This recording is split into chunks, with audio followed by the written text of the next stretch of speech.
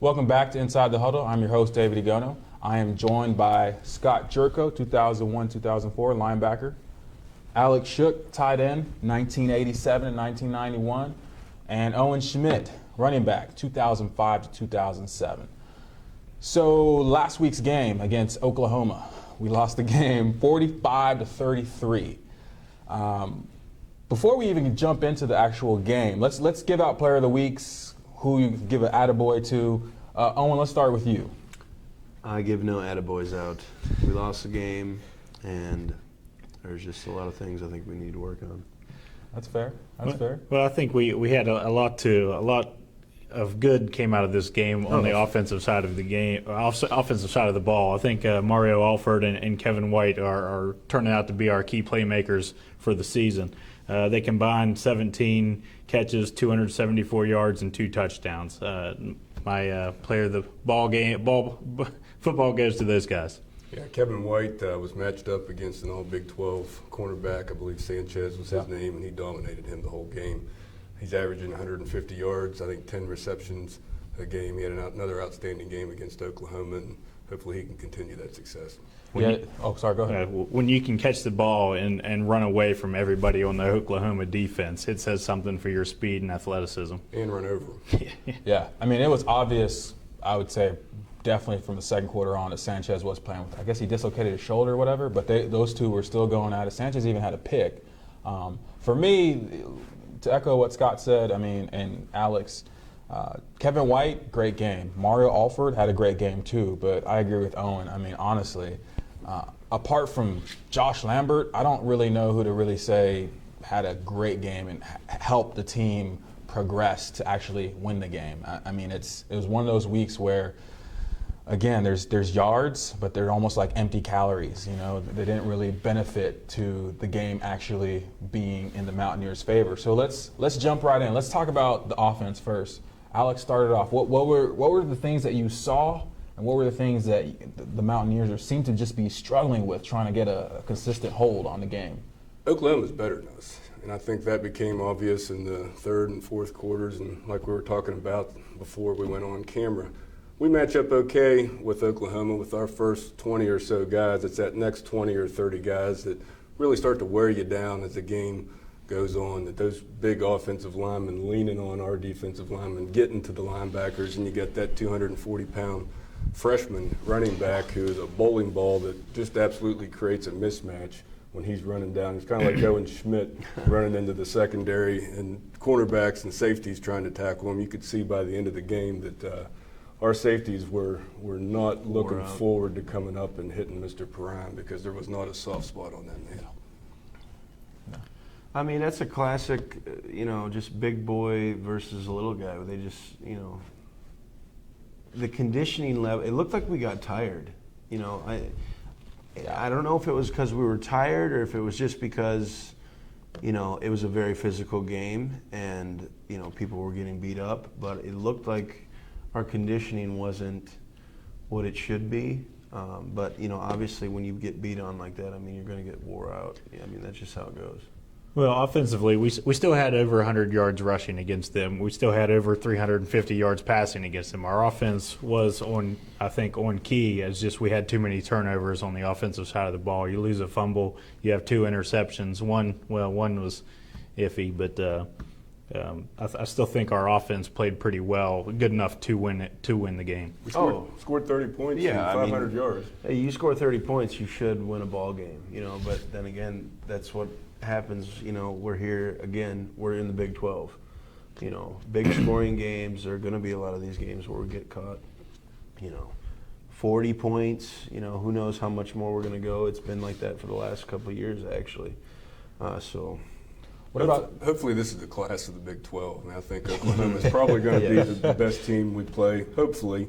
So not every team is going to put that kind of pressure on us. Mm-hmm. They put the kind of pressure on you. They have great players at every position that if you don't play perfect, they're going to take it to the house on you. It's like on that kickoff return. You have one guy slips the tackle when they have somebody that can go the distance, and it's that way on all 3 sides of the ball.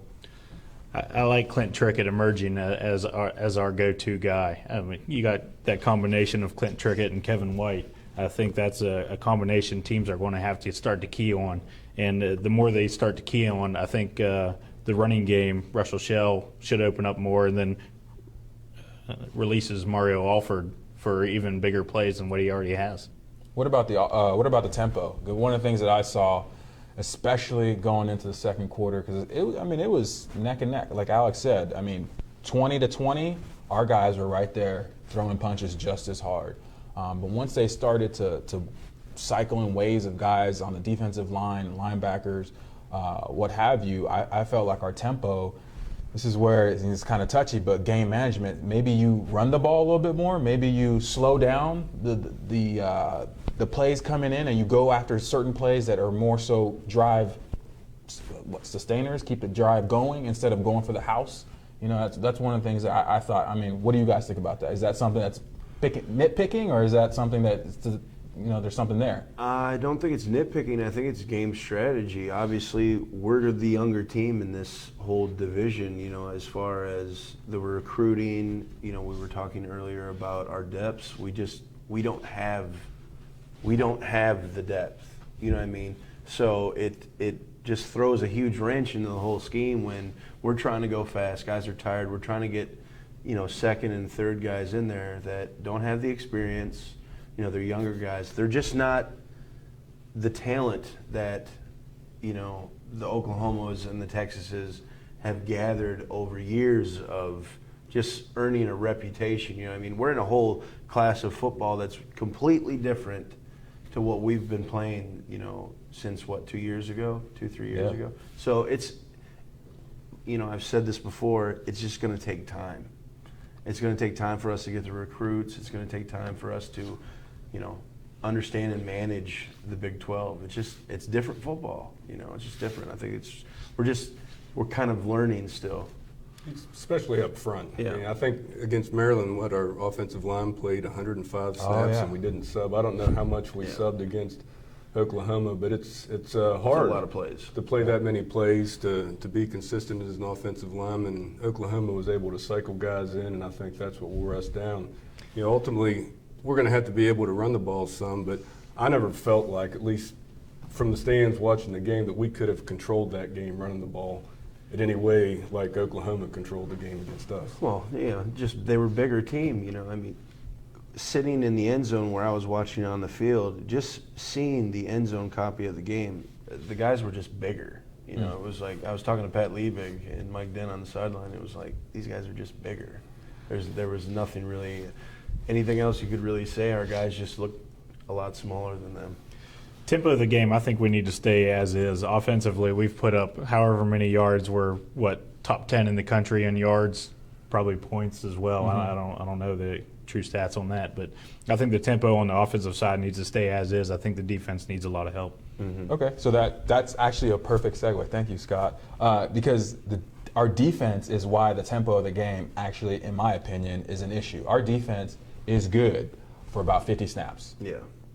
What do you guys think? Because I think our defense, they need protection. You're asking guys that are 6 foot 5'9", I'll give them 200 pounds to tackle Samaje Perine, who's 245. I think the backup Ross was 220. You're asking those guys to block. To tackle those guys, those men, those trees. How can we help our defense make more plays and get off the field faster? Turnovers. That's the true key here, I think, for the defense is turnovers. When we do get one, we had one interception we didn't capitalize on. I think we went 2 plays later, Turned it right back. turn it right back over to them, put our defense right back on there. It's kind of demoralizing to defenses. You say, so we had a good stop. That's when you need to sustain drives, and that didn't happen there. But the key to our defense here, I think, in the Oklahoma game was backside protection, not staying home. Every single running play that was over 8 yards was a cutback, I think. At least that's what it appeared to me to be. But what does that mean? For those out there who don't understand what backside protection is and staying home, what does that mean? Well, in the 3-3-5 stack defense, everyone has a gap. On the backside of it, defensive lineman, if he gets shoved too far, almost to the nose guard on a few plays, which I saw, creates a huge gap on the backside, and you either got the linebacker or the spur or bandit, depending on which play it is, and he's got to make a play in space to guard him and then tackle one-on-one, like you said, against a 240-pound guy. It gets tiring. It's tough. Baby Brinks truck that he was. I mean, It looked like we were just getting blocked a lot to me. Yeah. Yes. That's what I saw. We And were getting blocked. Just getting back to the point I was talking with Liebig and Mike Den on the sideline, they're just bigger. You can't. It's tough when a guy is physically bigger than you. It's hard to move him. It's just hard, and not having that, the rear end that we need up front. It's hard to get those guys moved. Same thing up front. When you only got a 3 defensive line front, it creates lots of holes, and you really need studs up there. You need a sound D-line. You need, at least 6 guys that you can rotate in. Everybody should know every position. Because that's really, to me, I felt like that's always been the weakness to this defense, is just you don't have the weight up front. That's a good segue into me because you brought it up. I mean, yeah, that is true, but that's why they went to the 3-3-5 stack defense, because we are smaller. The 3-3-5 gives you advantages to come off each edge. Misconception. Our defense had almost no pre-snap movement. They were in the same spot the whole time. Offensive line knew exactly who to block, when to block it, where to go.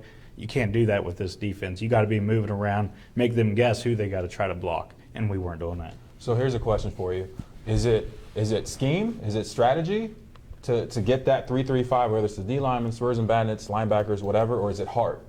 I mean, it should be a combination. But what have we seen? It's the Jimmies and the Joes that we have defensive linemen that aren't commanding double team blocks. That's allowing the offensive linemen to get to that next level and putting hats on linebackers and creating one-on-one situations with running backs and safeties and cornerbacks.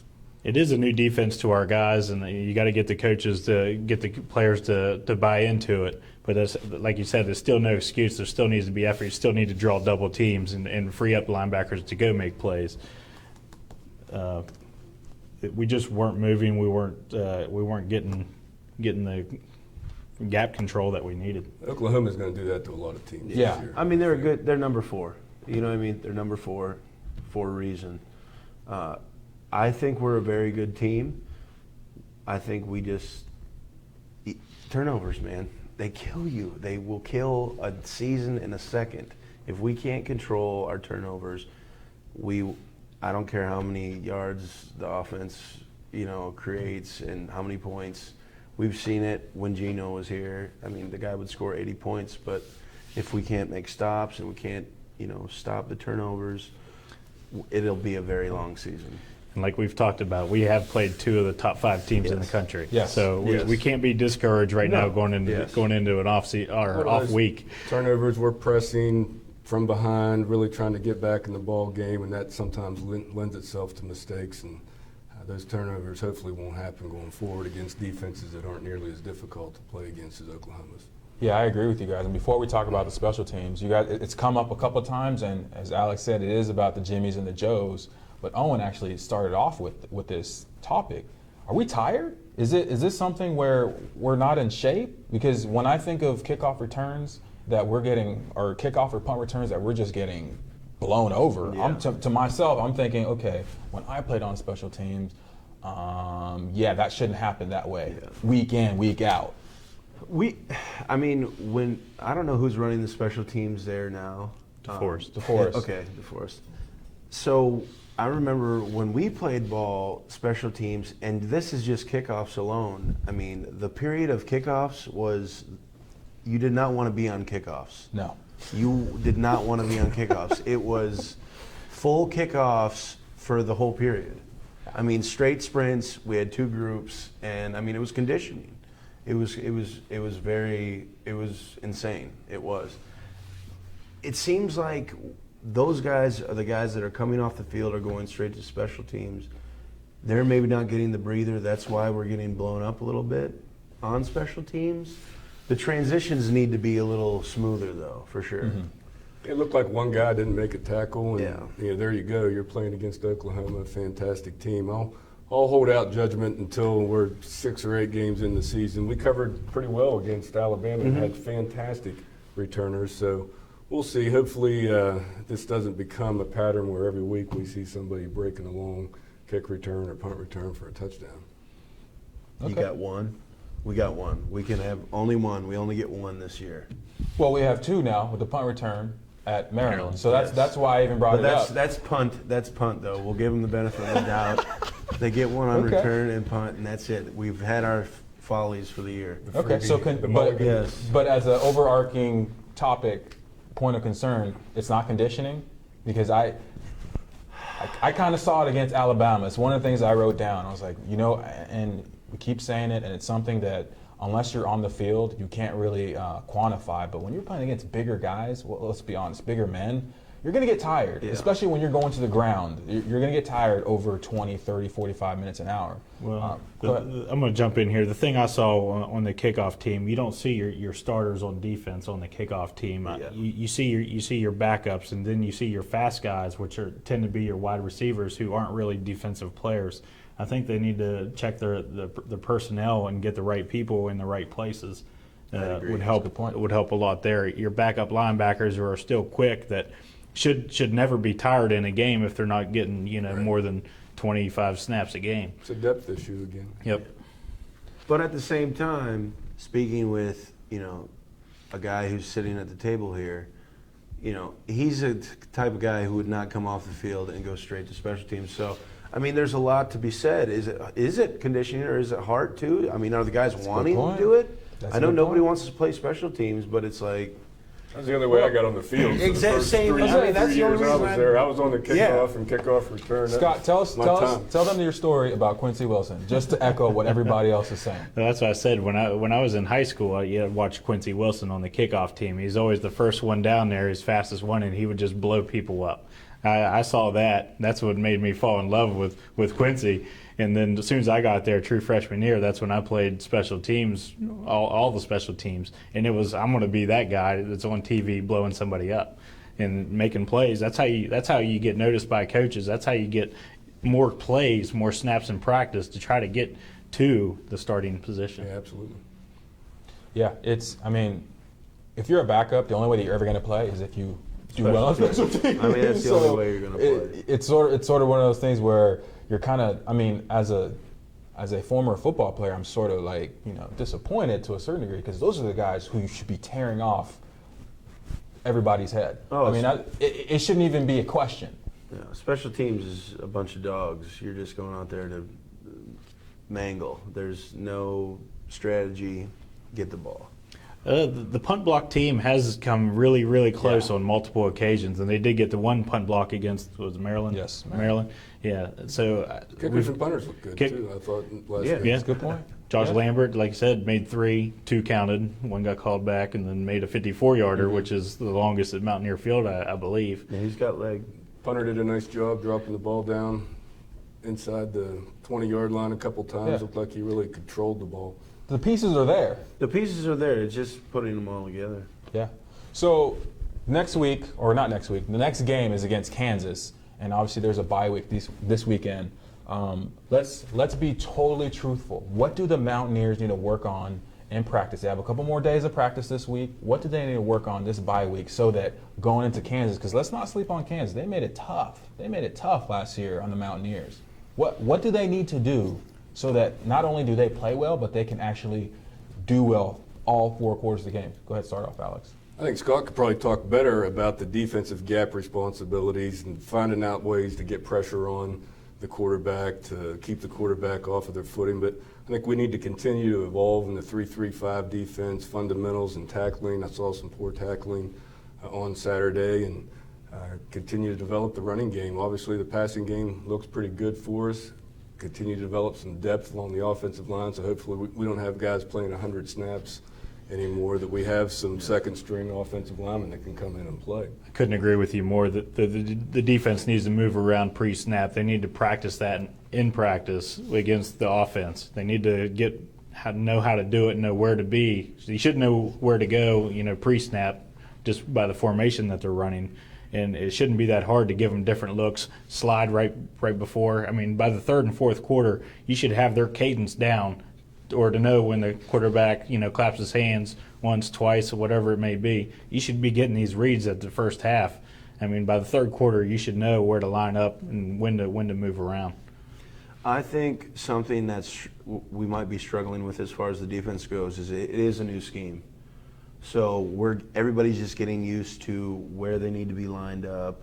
You know what I mean? It's maybe they're just not comfortable with. I'd have to talk to Tony and have him up for a cold one up at Schmidt's. But yeah, I think maybe the guys they just aren't comfortable because I mean. Yep. Playing against us back when we were in school here, there was a lot of movement, a lot of stunting. Element of surprise. So much of that, and it just looks very Robotic. Yeah, it's there. Everyone is stationed right there. Yeah. Like you said, when offense knows who to block, when to block, and how to block it, when to shed off, it makes it a lot easier on them. X's a lot and tougher O's on the looks defense. like it's on paper. Yeah. Yeah, so going into, I would say the crucial part of their season because obviously it's Big 12 conference play, but at the same time, morale. Let's talk about morale. We talked about it preseason. We talked about it post the Alabama game. But a lot of people forget that we're talking about 18, 19, 20-year-olds. And we're talking about, at least on the defensive side, guys that are learning a new system. And, the devil's advocate will say, well, they've been learning it since, last year? And they had all spring. They had summer camp. But what does that mean? What does it mean? How does it feel to be a new guy, whether it's offense or defense, and you're trying to learn something, but you're also trying to perform in front of the world? How do you make that transition to actually making plays and being consistent? One thing here, the Pittsburgh Steelers defensive coordinator just said it takes 3 years for a linebacker to learn his system. That's Dick LeBeau, right? Dick LeBeau. It's supposed to be the most complicated system in the It's NFL. complicated right? system, but it's still 3 years for your job. That's your job in the NFL. It's your job every day for the entire year. These kids are still going to class, doing whatever major they're doing and doing this on the side. It's not their full-time job. So you got to kind of remember that as well. So it is going to take new guys longer. You got to lean on your upperclassmen to watch film with the younger guys. Take that extra rep, in film session with your coach, saying, "Hey, what do I need to work on?" He needs to tell you what your eyes need to be focusing on. And I think that lack of extra time spent in the film room is hurting us so far. It's got to keep getting better. Hopefully Kansas will be the remedy for that we start winning some of these battles on defense, get some confidence. We've been beat up, quite frankly, on defense in 3 out of the 4 games. We've given up a lot of yards. You start to lose the confidence. Playing somebody like Kansas is probably not anywhere near the competition of the Alabamas and the Oklahomas of the world. Gives us a chance to regroup and get some confidence. Unfortunately, I think Baylor sits in our Texas Tech and then Baylor and sits right behind them. Crucial breaks 3-game stretch. We're in the meat and potatoes. It's the whole deal here. We got the cheese and the chili and the onions on top, and the fundamentals. We need ball control as far as tucking the ball away, eliminating fumbles, turnovers. What Scott said, we need our seniors, we need even our juniors to say, hey man, we need to sit here. I don't care if it's an extra hour of film after the coaches go away. They need to teach these younger guys some good habits. You know what I mean? And getting in there so they're confident on the field, and it's not a thought process. It's a reaction process. You know what I mean? That's what we want. As a player, I want to know how quick can I get from A to B, and I just want a straight line. I don't want any zigzags or curves. Making it easy so everybody knows what's going on. There is thought process in learning new things. I mean, I've had to deal with it, going NFL gigs. I mean, I'm not a smart guy. You know what I mean? But it's tough learning those systems because everything's different, lots of different calls on the field. We do have, obviously we have young or older guys, but it's just getting in tune with the program, I think. Yeah, I'll never forget when I first came on campus and spring ball and all that. I didn't know what the heck 3-3-5 was and why was it so important that I was lined up a certain way. And because I was a junior college guy, I remember as clear as day. I was like, I need to ask for help. How do I ask for help? And I'll never forget. made a play, and I came to the sideline, and I was just like, man, I don't know how I even made that play. And Jamal Adai comes up to me and was like, dude, what were you thinking? And I was like, God, what are you talking about? He was like, what were you thinking? I was like, well, it's cover three, so I'm thinking that I have my third, and I need to go down the sideline. He was like, no. This is a cover. This is a pressure coverage. You don't even worry about your third. You slow play the quarterback, and you're trying to get to the ball as fast as possible. If he wouldn't have told me that, I would have been stuck playing my own coverage, doing what I see these guys doing right now, where it's like, it's cover three, or you have your play call and you finish it. Mm-hmm. Scott's talked about this pretty much week in, week out.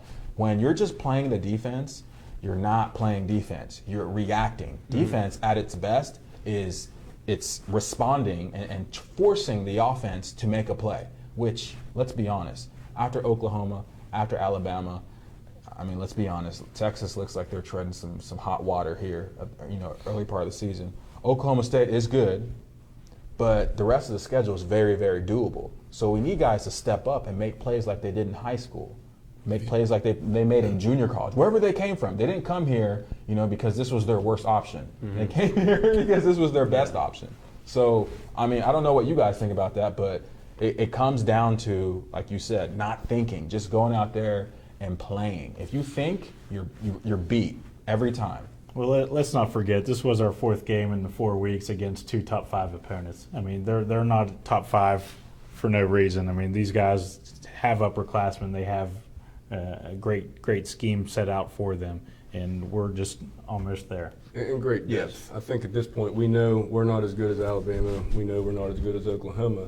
But I think the remaining teams that we have left on our schedule, outside of perhaps Baylor, which we're going to get at home, we should be able to match up with a little bit better than these teams. And it's not like anybody's run us out of the stadium. Yeah, I think take the positives away from what we've done. Obviously, work on the negatives. Like we've said, it is a very manageable rest of the season. It's just, let's not get discouraged. Scott, like you said, these aren't top 10, top 5 teams. I mean, losses are not fun. You could almost see there could be an effect here. This bye week comes at a great time. We've had our wins, we've had our losses. Let's regroup, focus on what we need to do, and finish strong here. Yeah, my junior year we started off 1-4. The fourth loss was against Miami, and then we rattled off 7 straight wins. It's a matter of getting the coach to rally the troops. Even your upperclassmen doesn't have to be coached. Rally the troops, get that hard edge, and finish strong. Yeah. I mean, it really becomes about finishing now, because we're stepping into the colder months. We're stepping into the middle of the semester where you actually have to do your homework. You actually have to pass your classes. So now it becomes a choice. So it does come down to the upperclassmen, and it does come down to senior leadership and the coaches. The last point, let's talk about the crowd, Mountaineer Faithful. It was a close game going into the second half. Mountaineers were right there. Stoops, Oklahoma, they had to call plays. They had to deal just like we had to deal. Let's talk about, you guys were at the game. Let's talk about the atmosphere in the stadium and just what transpired and what was that turning point where you were like, ooh, what's going on? Well, I think everyone knows that point, but before we get there, there was almost 62,000 people, 61,900, whatever. But the atmosphere beforehand, during, and up to the kickoff was electric. The crowd was into it. It was loud. I think they even called a timeout because they couldn't get the calls right one play. I mean, that's a great advantage, and too bad they didn't have that timeout and needed it. But as things work out. But the play that hurt us was obviously the return touchdown right before the half. The crowd was into it. They were loud, screaming. It almost reminded me of LSU a couple years ago. As soon as that happened, I mean, the crowd never got back into it. I mean, they scored. We went in the halftime. The crowd kind of settled down, and it never got back up to that point. Well, and then it also had something to do with Samaj P. Ryan really taking the heart out of our crowd and taking the heart out of our defense in the second half. Nothing that takes a home crowd out of a game like first down after first down, running the ball right down your throat. So yeah, it's tough to deal with Mr. P. Ryan. Yeah, and it's not that we haven't. Michael Bush Yeah, Louisville. a big running back we played against. You know what I mean?